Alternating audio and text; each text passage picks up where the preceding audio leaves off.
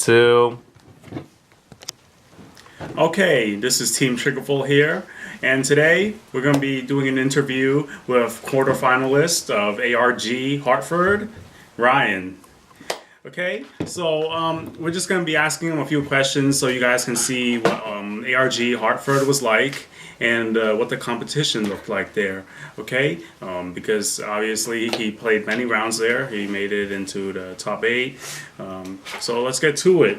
All right, well, to start, why don't you just give us your overall feel of ARG Hartford and if you had any expectations. Okay, so I guess ARG Hartford is kind of like similar to like a really big local. So like imagine like a big day at your locals. There's like 100 people this time though, and then if you make the top cut, you can like basically you're invited to the national tournament when you get the top cut. So top 8, all of us got invites to the national, and the feel of the tournament was really good because like you actually have judges there who actually know what they're doing instead of like having a judge be like between the players. So it was a more official event than a local, so it's pretty cool. Did you feel like the competition was different than the local tournament? Okay, yeah. The competition is way more than a local tournament, right? So at a local tournament, you have like at least a fourth of the people there who like just started the game and they have a trial deck where some people stole the good cards from them and gave them bad cards. But at this tournament, like everyone there had like a real deck. Like it wasn't like you're not gonna get any free wins when you're playing against like a trial deck. Like everyone there is legitimate. Oh yeah, that's what you would expect because there's many people who travel a long distance to go there, right? Yeah.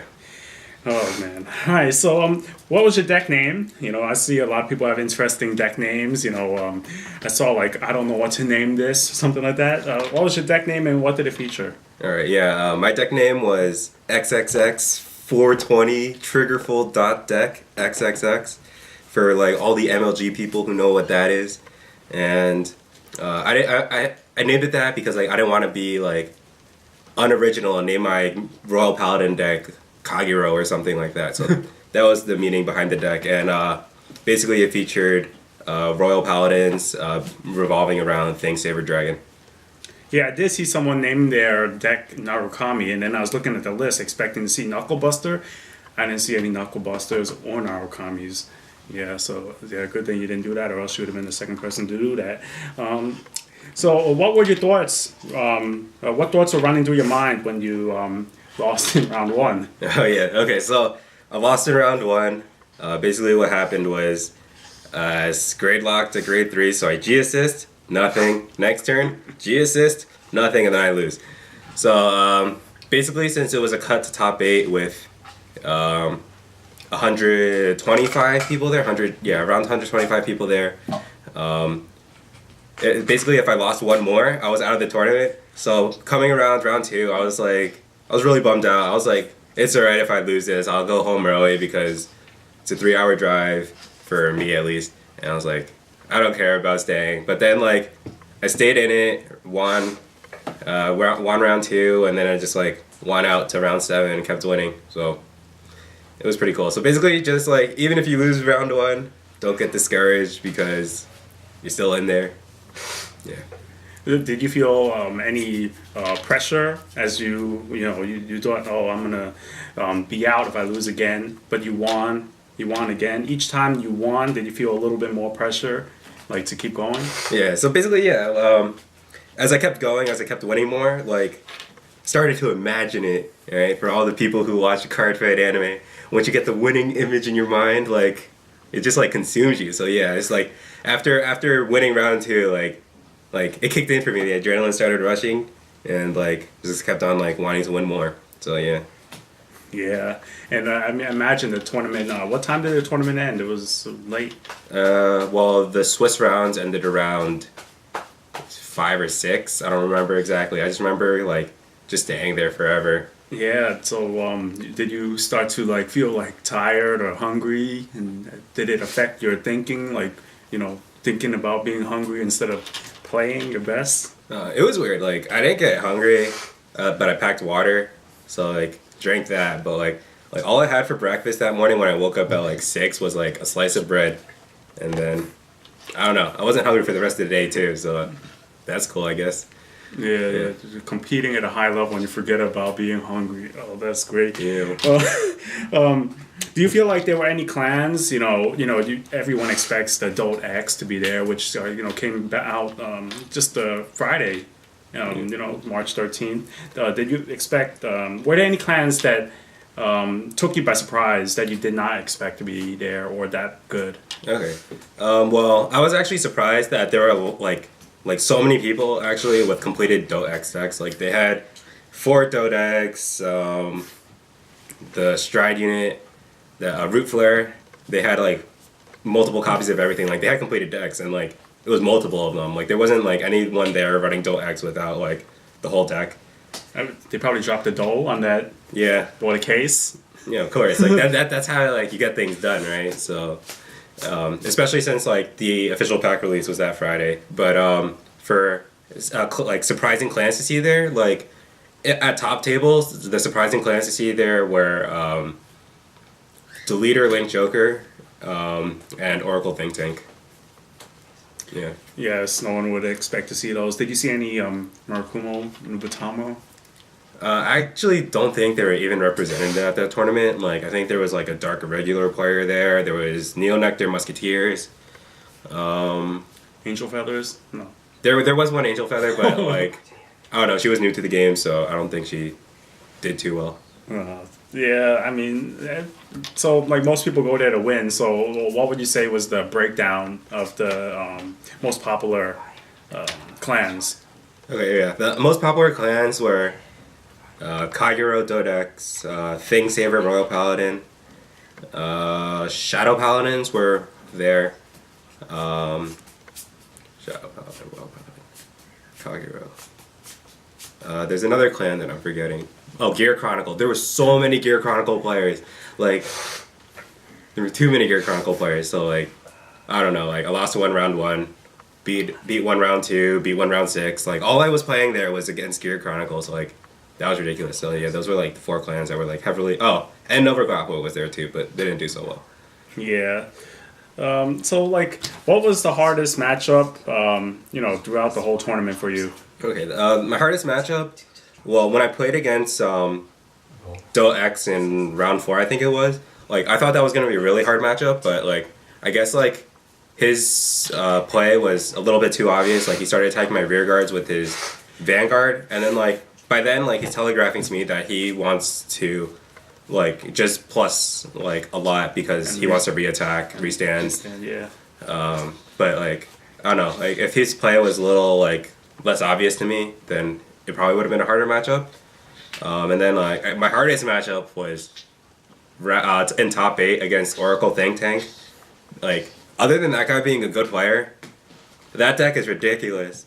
Like he was like draw 4, draw 2, draw 3, and then every time I ask him how many cards he has in his hand, he's like, I have 8, and he has to like think about it because he's like counting how many cards he has in his hand. And like this is a turn after like a Thing Saver restand, so.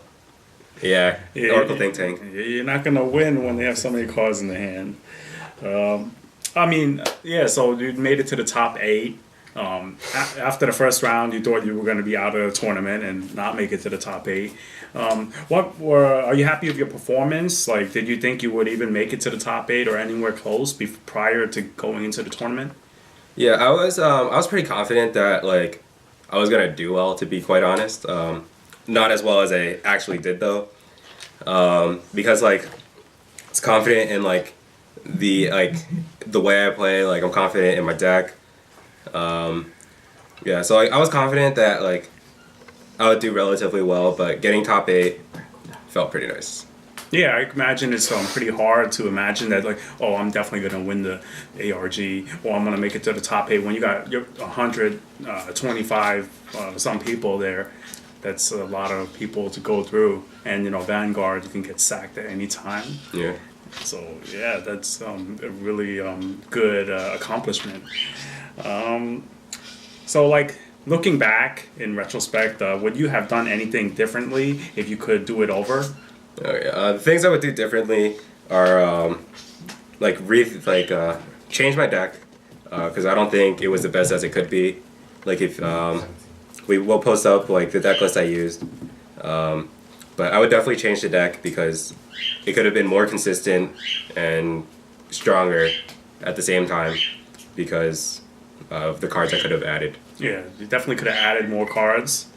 But you did go to the tournament on a short notice, didn't you? Yeah, I did. So like you didn't have time to go pick up those extra stride units. Yeah, I didn't have time for that. What stride unit did you wish you had during the tournament? I wish I had Same Flow Dragon, the 4 of them, because that's actually what made me lose the top 8 round. I didn't have Same Flow Dragon in my deck, so that's the thing. That's very important. And yeah, I mean, that's the difference between winning and losing right there. I mean, so like this was, I don't know, how many times have you been to, a big tournament, whether it be Vanguard, Yu-Gi-Oh, whatever?